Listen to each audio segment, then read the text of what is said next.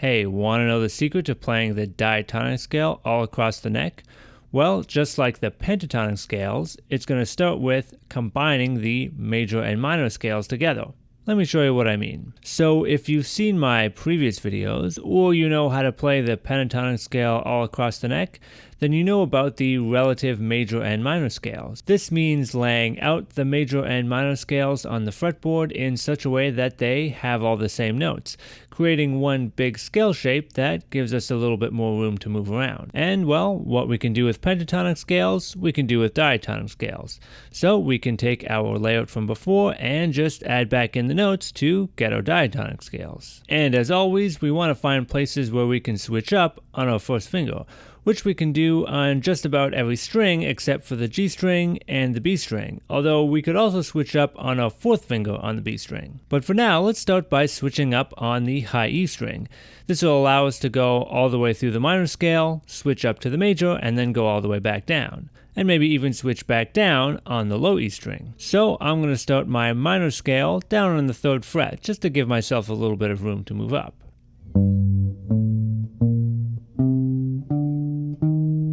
My slight shift within the scale,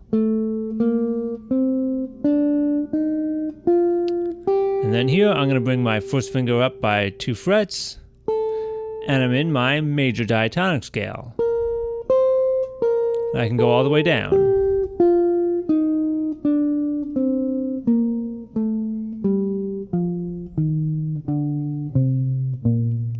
And what's on my high E string is on my low E string, so I can bring my first finger down by 2 frets again and end up back in minor. I could also shift up right on the A string, since it's really the same shape. Bringing my first finger up by 2 frets, and I'm in the major scale.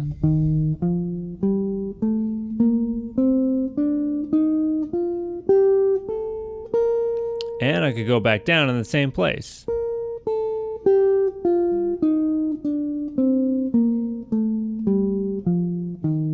Bringing my first finger back down by 2 frets, and I'm back in the minor scale. And it's pretty much the same thing on the D string, bringing my first finger up by 2 frets. Remember, the trick here is going to be remembering the shape of the major scale when you're not starting on the root. So that shift would look something like this.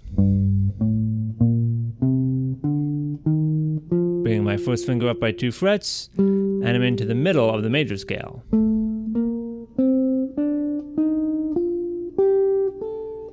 And back down in the same place.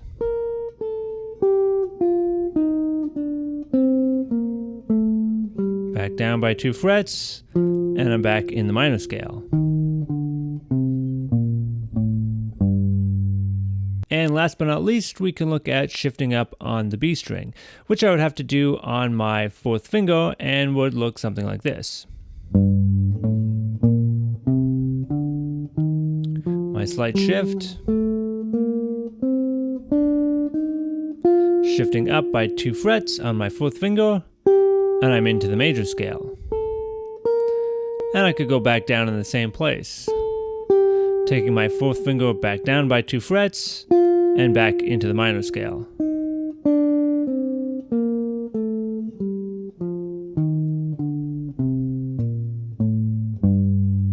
Of course, to really get a feel for the layout of these scales, we want to combine some of these shifts together, shifting up on one string, say the high E, and back down on another string, say the D string. So it's good to practice just going up and down the scales, shifting back and forth on different strings. This will really get you going on the layout of the scales and reaching more notes across the fretboard. And next time around, to start reaching even further across the neck, we've got to do something else that we also did with our pentatonic scales, which is start adding modes. So just as there was a Dorian pentatonic scale, there's the regular Dorian diatonic scale. But for now, get these shifts under your fingers and start moving back and forth between the major and minor scale shapes. And as always, happy practicing.